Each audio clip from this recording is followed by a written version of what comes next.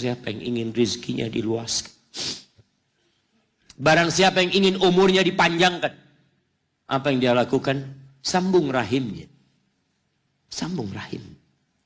Rahim kita sendiri, ibu kita. Kita dari sana keluar. Itu yang paling berhak mendapatkan kebaktian kita. Antum jangan takut kehabisan waktu.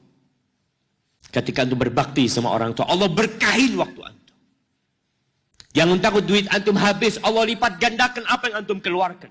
Tapi kadang-kala kita nggak yakin. Kita berpikir hitung-hitungan, aduh anak kalau ngasih orang tua berangkat pulang. Berapa kalau dihitung, aduh nggak masuk Ustaz hitungannya. Antum biarkan malaikat yang itu. Kiraman katibin ya'lamuna ma taf'alun. Allah tuh punya malaikat-malaikat mulia yang tugasnya mencatat. Dia tahu dengan apa yang antum kerjakan. Biarkan mereka yang mencatat.